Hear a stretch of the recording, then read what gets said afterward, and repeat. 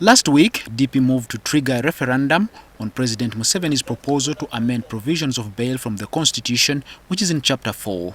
Those who oppose the reform say the state has no right to amend Chapter 4 of the Constitution because Article 20, Sub-Article 1 says fundamental rights and freedoms of the individual are inherent and not granted by the state.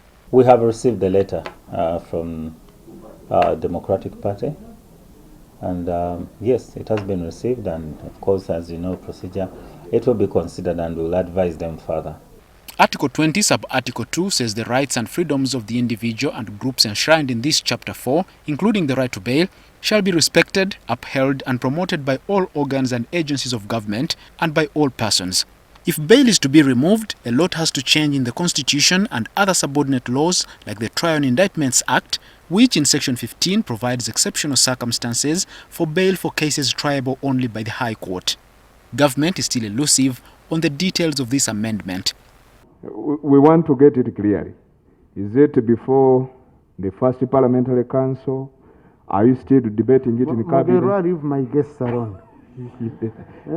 because there is a lot of I think anxiety. let's resolve this. Yes, thank you. We are discussing amendment of the bail rules. We shall at the appropriate time bring to Parliament an amendment for bail. So we asked Dr. Dan Muhumuza, a law don at Makerere University, whether a referendum is applicable at this stage.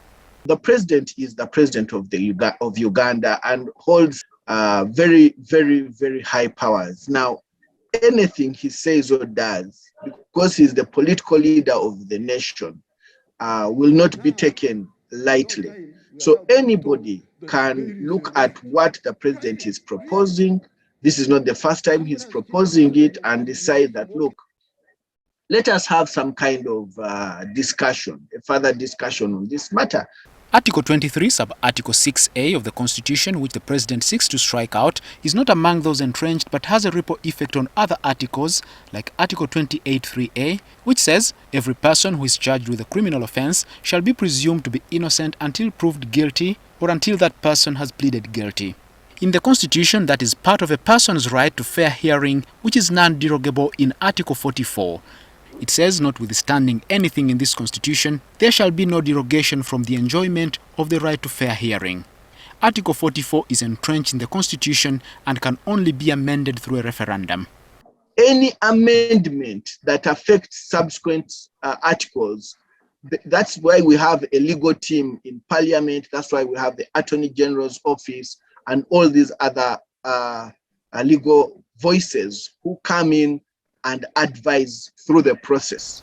Dr. Muhumuza justifies DP's move to have people involved in what has been widely seen as an unpopular proposal. But he says the people need to be given the right information if a question is to be put to them. Normally, before you remove something, you must appreciate why it is there in the first place before you tend to remove it. So Ugandans need to be given a lot of information. The Access to Information Act is present. It's my hope that the Electoral Commission will be supported by all the NGOs and government with information before they make that decision.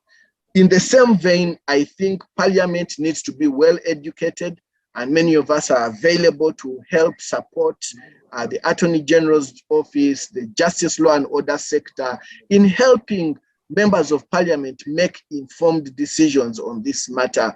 The government chief whip dismissed anyone saying the proposal is unpopular, but it has been opposed by Uganda Law Society, the Chief Justice, though not explicitly, civil society groups and members of the ruling party itself.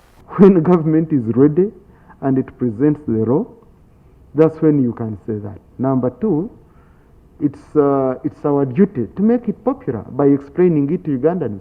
What remains to be seen now is what government will present in detailed amendment proposals and if a referendum will be authorized given its financial implication. Muhumuza, NTV.